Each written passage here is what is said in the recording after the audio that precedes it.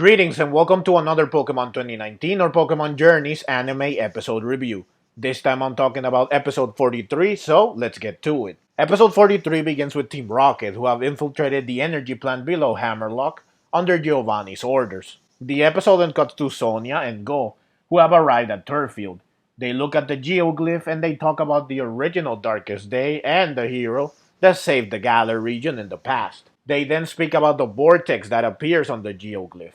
Sonia mentions that maybe the vortex will appear once again and it will bring forth another Darkest Day. Go recalls Lugia's appearance in episode 2. He remembers that a vortex formed and Lugia appeared from it. So he says that perhaps a vortex forms around legendary Pokemon, so the Darkest Day could have been caused by a powerful Pokemon. He then recalls when he and Ash saw Eternatus in episode 12. Go says that perhaps this Pokemon has something to do with the Darkest Day. Nice job, Go. 10 out of 10 detective work. Also, while Sonia and Go talk, we can briefly see that Ash and Leon defeat the Pangoro from the end of the last episode. The episode then cuts back to Team Rocket. Their objective is to find the strongest, evilest Pokemon, which is supposed to be at the energy plant according to their intel. They obviously mean Eternatus. The reactor once again releases excess energy and a colossal Gigantamaxes as a result. Rose stares at the reactor and he marvels at the sight of so much energy. He says that it will be revived as Eternatus, the savior of Galar. Team Rocket look at the reactor and they note that this is where they will find the Pokemon they are looking for. Oleana is seen talking on the phone. It turns out she is talking to the man that is following Sonia and Go, confirming that this man is indeed keeping an eye on them so that they don't discover anything they shouldn't. But it seems like Rose has nothing to do with this. Oleana is doing this for Rose on her own. The episode then cuts to Sonia and Go, who are leaving Turffield. Sonia wonders where Go was headed prior to them meeting up. Go says that he was going to meet Professor Magnolia, and Sonia reveals that they are going to the same place and that Professor Magnolia is her grandmother. Now, the episode does cut briefly to Ash and Leon as they approach the Gigantamax Coalossal before cutting back to Sonia and Go. However, right before it cuts back to Sonia and Go, you can see that Ash and Leon both send out a Pokemon. These are Ash's Gengar and Leon's Dragapult. Sonia shows Go pictures of the 4 tapestries found in the Hammerlock City vault. Go goes over them and Sonia wonders what he thinks of them. Go says that he believes there should be 2 heroes instead of 1, since the tapestry showed 2 individuals. Sonia says that she thinks the same thing and she is eager to present her findings to her grandmother so that she can pass her test. Sonia reveals that her ultimate goal is to become a Pokemon professor. She says that she wants to become a Pokemon professor because she wants to be like her grandmother, but mostly because of Leon. Because they are childhood friends, but Leon was able to become a strong battler early on, and he became champion early on. And Sonia could not compete with Leon, so she opted for another way to interact with Pokemon. This reminded me of Gary, who decided to become a Pokemon professor after losing to Ash at the Johto League. Also, it's nice to learn about Sonia and Leon's childhood. It's known from the games that Leon started his reign as the unbeatable champion from an early age, but it's cool to see some more of that in the anime. And it's cool to see the bond between Sonia and Leon, though I wish they could interact more in the anime. There's still 2 more episodes in this arc, so maybe they will. Also, it's interesting that the games always mention that Leon's partner is Charizard, and that Charizard has been Leon's partner since Leon was young.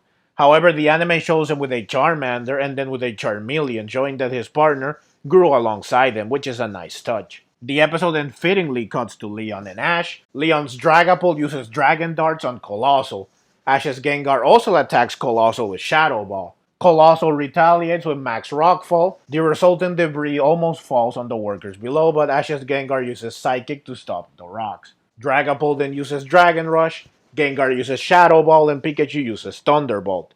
These 3 attacks defeat Coalossal. After Coalossal returns to normal, the workers throw rocks at it, saying that it messed up the mine and that it should leave and never come back. Poor Coalossal, it definitely does not deserve such treatment. Thankfully, Ash stops the workers by saying that it wasn't Coalossal's fault. Rose then shows up clapping, saying that he knew he could trust the strongest champion and the trainer that has his respect.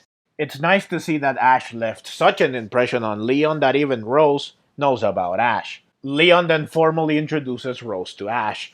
Rose immediately says that he knows Ash because Leon told Rose all about Ash. Rose has wanted to meet Ash ever since then, especially because Leon mentioned that Ash showed great promise as a battler. I love that as Rose greets Ash, Pikachu looks at Rose with a serious face, and electricity is even seen around his cheeks, something that Pikachu normally does when it senses danger.